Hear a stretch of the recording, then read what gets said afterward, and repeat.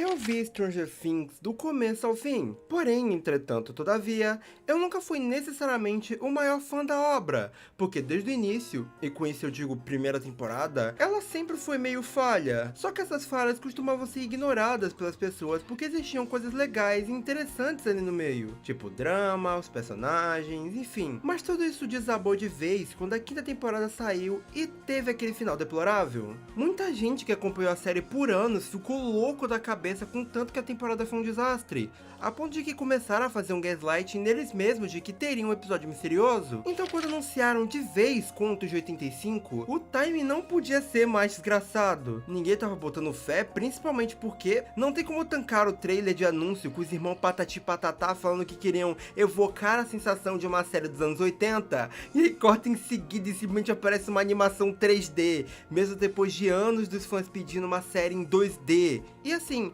se fosse pra replicar um 3D dos anos 80, não era assim que ele ia aparecer, não.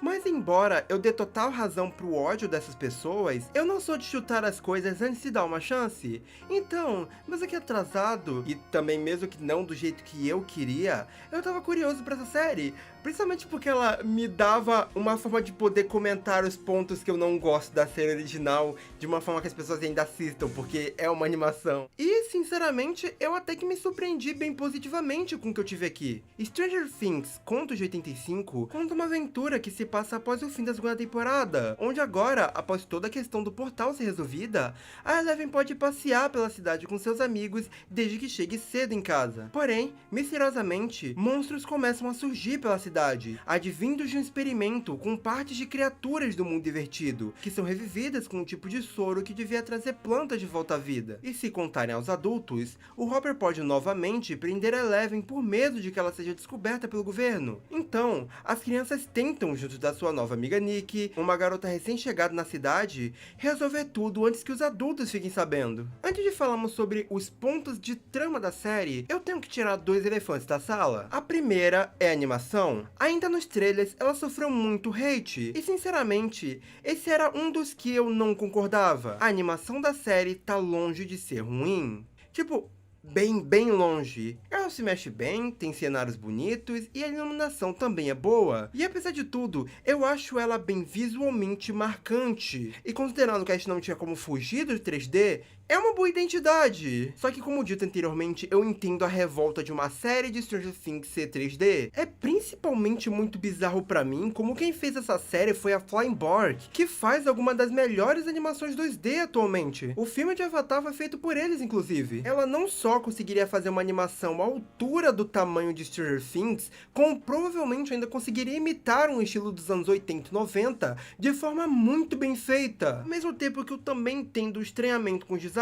mas eu acho que a maioria deles é bem legal. Eu puxaria pra algo mais cartoon, só que alguns como Eleven e Will, por exemplo, estão muito bonitos, com um bom equilíbrio entre o rosto do ator e uma versão desenho animado. A única do elenco todo que realmente me incomodava é a Max, porque a forma que eles fizeram o rosto dela é meio estranha e, sinceramente, não me lembra muito a atriz. Sem falar que ela parece muito aquele desenho de Steve que virou meme. Outra é a questão do canone. Isso já tinha sido dito antes da série sair, mas muitas pessoas viram e escolheram ignorar. Não, essa série não é canônica, então não muda nada ela não se encaixar nas temporadas 3, 4 e 5. Ela basicamente pega um momento em que ela pode usar todas essas crianças de vez sem nenhum problema cronológico, e segue pra criar sua própria história a partir disso. Histórias de si existem há muitos anos. Cobrar que elas se encaixem no canone não faz nenhum sentido. E também, essa ideia de que tudo que não se encaixar no canone é automaticamente ruim é completamente idiota. Dito isso,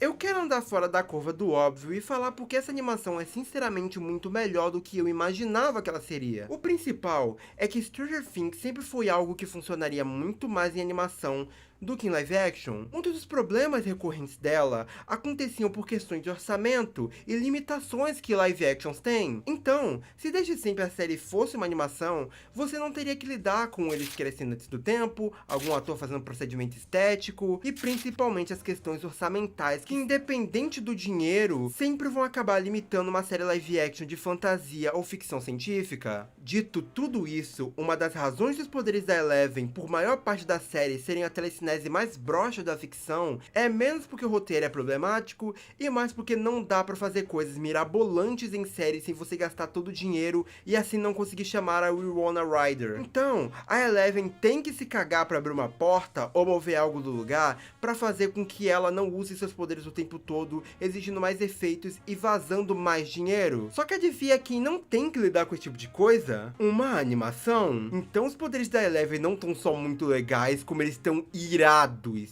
Algumas cenas isoladas dão um banho na série inteira em relação aos usos dos poderes dela. Você vê a personagem sem precisar de buff de raiva ou emoção extrema, pegar árvores, pedras, empurrar monstros, tudo isso na boa. Às vezes você vê ela já segurando coisas pesadas e ainda assim conseguindo mover outras. Em alguns momentos ela tá muito esgotada e ainda assim faz coisas gigantes, sem falar na criatividade. Uma das minhas cenas favoritas é quando eles estão lidando com esses monstros e a Eleven pega uma tampa de bueiro, gira ela com força e usa isso pra decapitar um deles. É dinâmico e a série é muito boa em dirigir esses momentos pra que eles sempre sejam muito legais. Principalmente porque a animação, como eu disse, é boa. Tem um dinamismo muito legal quando ela tá em cena que faz parecer que eles estão se divertindo fazendo ela. Eu acho que a temporada que chega mais perto disso é a terceira, que ela vem fazendo coisas bem interessantes. E é uma das razões de ser a minha favorita. Mas mesmo lá, ela ainda tá muito mais limitada do que essa El. Mas é claro que nem por isso ela tá o tempo todo fazendo tudo, porque narrativamente seria inutilizar o resto do elenco. E aí vem outra coisa que eu acho que ficou muito maneiro aqui. O foco dessa série é totalmente no núcleo infantil, sem núcleo adolescente ou adulto. Isso me deixava com o pé atrás, porque sinceramente, a El costumava ser a única parte interessante desse núcleo pra mim. Eu acho que eles eram ruins em escrever eles juntos. Sem falar que a gente basicamente só teve isso na primeira temporada, onde todo mundo tava querendo a cabeça da El. E é tanta briga que nem dá muito tempo pra focar neles em si. Mas aqui eu acho que eles fazem um trabalho até que muito bom com eles. Eles fazem um balanceamento de personagens de modo que todos eles têm os seus momentos e ao mesmo tempo contribuem para o crescimento um do outro. Não só isso, como a série acaba fazendo um trabalho infinitamente superior em desenvolvimento em alguns personagens. O que era o meu personagem favorito na série era o Will, mas me incomodava como ele simplesmente não tinha paz. Basicamente nada de interessante era feito com ele, além dele ser possuído e sempre sofrer das formas mais cruéis possíveis. Até a quinta temporada que deu poderes pra ele, mas mesmo ela falhou horrores em finalizar o arco da sua sexualidade, que era uma das partes mais importantes desse personagem. Ele parecia muito ir pra aquele lado de, se o meu personagem sofrer bastante, ele vai ser um bom personagem. Mas o trabalho todo dele aqui é muito impressionante no que diz respeito a valorizar ele de verdade. Todo seu plot é descobrir sua coragem, ele ainda sofre bullying por ser o garoto zumbi, e por isso seu arco é se tornar mais corajoso e deixar de ouvir o que as pessoas deduzem o que ele é, mostrando seu verdadeiro eu muito mais forte. E eu acho interessante capturar como o próprio Mike vê o Will de forma fraca, não por mal, claro. Ele viu tudo que ele sofreu até aquele momento e quer proteger ele, mas ele não precisa disso. O Will sobreviveu a um mundo invertido, saiu de situações horríveis sozinho, tem coragem e isso é bem demonstrado, até mesmo adotando o garoto zumbi não como uma ofensa, mas como uma forma de representar como ele sobreviveu ao pior, de forma que praticamente ninguém além dele conseguiria. E em cima disso, todo o arco do Mike é muito legal, porque ele desenvolve algo que a série simplesmente não fez, que era o claro problema que ele tinha em demonstrar as suas emoções. Dava pra ver isso de forma muito explícita, por exemplo, em como ele tinha dificuldade em falar que ele amava a El. O surto dele ao descobrir que ela estava viva, parecendo silenciado por algo dentro dele, mas eles nunca trazem isso de volta, nunca realmente resolvem. Aqui sim, é trazido à tona como a forma de proteger a si mesmo e os outros é esconder o que ele sente e não deixar que as pessoas se botem em perigo. Só que ele nem percebe que fazendo isso, a única coisa que ele conseguia era afastar as pessoas. Ele faz isso com a El, faz isso com o Will, e inclusive todo esse arco de como ele toma as decisões para Eleven é muito mais interessante do que aquela porquice que a terceira temporada fez, onde toda a situação tem uma ideia interessante, no caso, tornar a El mais independente, independente, mas usa as piores decisões para representar porque ela inicialmente não era. Seja porque o Mike estava impedido de agir naturalmente por pressão do doente do Hopper, seja porque as preocupações dele em 98% da temporada eram completamente coerentes, considerando que ela estava usando os poderes de forma totalmente descabida, de forma que ela acaba até os perdendo depois. Ou seja porque a Max claramente manipula muitas situações propositalmente ou não, para que ela fique afastada do Mike, porque ela mesma estava brigada com o Lucas. Aqui tem uma linha clara em que realmente ele não deixa ela falar, ele vê o perigo e corre para tirá-la, mas você consegue notar que existe inocência nisso. O que se desenrola é um diálogo muito fofo entre eles, e no fim, ela começa justamente a se tornar mais independente, não só de forma falada, mas agindo mais por si mesma. E o Mike apoia isso muito bem. Não só isso, como... Nossa, ele é um líder de fato. Tem um episódio que eles acabam perdendo uma foto da Eleven e tem que ir atrás dela antes que acabe parando em um jornal sensacionalista. E embora eu não goste tanto desse episódio, é muito satisfatório você ver ele realmente coordenando um plano, desenvolvendo ele e deixando todo mundo no lugar, agindo realmente como um líder de verdade. Assim como utilizar a Nikki para fazê-los revelar as suas próprias limitações sociais, é muito interessante. Não só para apoiar esses desenvolvimentos, afinal, ela ajudou o Will também de forma muito bacana, como ela mesma é uma personagem legal. É engenhoso pacas puxar uma pessoa alternativa nos anos 80 e colocá-la no grupo dos nerds excluídos, mas por causa da sua aparência, ela teve que aprender a se virar. Então é forte por fora, mas ainda fragilizada por dentro, assim como o Mike é. Do mesmo jeito que ela sofreu muito por ser diferente, o que ajuda ela a ajudar o Will. Ela e a mãe estão constantemente tendo que ir de um lado pro outro, porque ela nunca para quieta. Então também existe esse bloqueio de sentir como tudo é temporário, vai acabar passando, e então ela não pode se apegar demais, conseguindo fazer esse paralelo muito bacana com o Mike. E até consegue fazer isso com a Eleven também, com o aniversário. Ela não comemora porque nunca teve com quem fazer isso, porque não tinha amigos,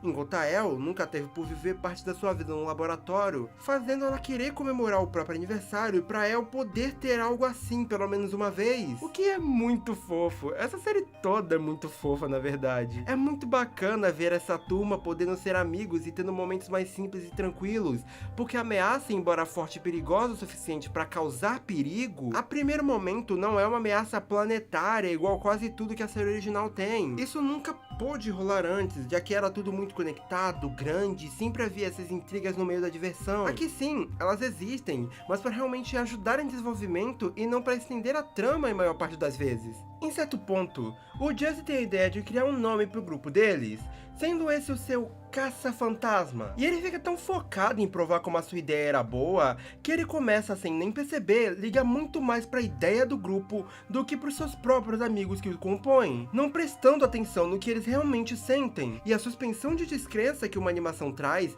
junto à liberdade, torna tudo muito mais palpável eles poderem usar das gambiarras da Nikki pra lidar com o monstro da vez. Tipo, eles não são super poderosos, mas não tem que ficar parados ou só de longe tacando pedra nas paradas, atrapalhando, enquanto a El faz tudo por ser quem tem poderes. Pelo fato da trama dele se equilibrar bem, não é necessário outros núcleos, mas o Steve e a Nancy aparecem pra tramas de um único episódio numa vibe cameo de personagem da Marvel. O Steve tem uma participação mais ativa, ajudando a eliminar dois monstros juntos com o Justin, o que é excelente. Eu amo esses dois e é a melhor amizade da série original. A forma que eles interagem aqui é tão divertida quanto, e ainda por cima ajuda a desenvolver o personagem do Justin. E a Nancy, ela vem numa dessas tramas fillers que é aquela da foto da Eleven que eu comentei antes, com ela servindo pra distrair o cara das câmeras, o que é uma aparição divertidinha.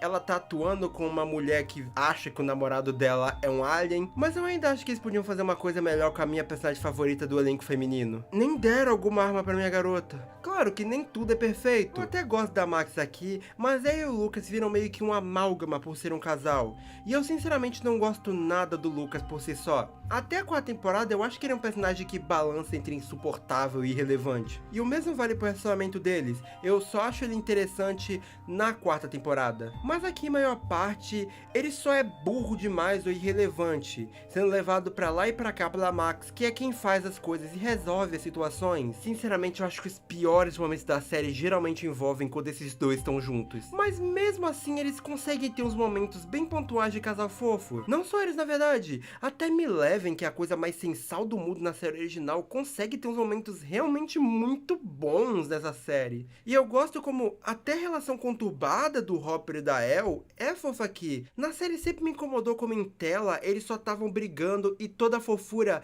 era muito mais da ideia de filha adotiva e tal. Porque a série tinha muito esse problema de tratar relações como algo, mas não mostrar em tela esse algo. Rolou muito também com aquela suposta relação de irmãs do Will e da Elle, que, spoiler aqui, também é melhor. E assim, eu não tô falando que a série é perfeita, mas boa parte dos problemas dela existem porque ela deriva da série original. Tipo, sei lá, o Mike insuportável porque outra pessoa entrou no grupo, meio que fazendo um paralelo com ele sendo a pior pessoa do mundo na segunda temporada com a Max. Porque se ela não dependesse de pelo menos uma parte dela, acho que seria genuinamente uma animação ainda melhor. O que eu posso falar de problemas que realmente se derivam da animação é que eu daria menos episódios, acho que 10 é demais, ela se beneficiaria com tipo 7 ou 8. Além de eu achar muito estranha a decisão de não mostrar a Joyce em momento algum, e nem temos um episódio com o Jonathan. Duas decisões muito esquisitas, principalmente porque eles seriam úteis e provavelmente aceitariam a descrição pra lidar com essa situação. Por alguma razão também colocaram não um, não dois, mas uns 3 valentão na série. Um deles morre logo no início, e a outra não é bem uma valentona, mas ela faz bullying com o Justin. O que eu nem sei porque ainda acontece. Eu juro que eu nunca vi ninguém que gosta desse plot de bullying em Stranger Things. E também, provavelmente vai ter muita gente que vai se incomodar com como convenientemente,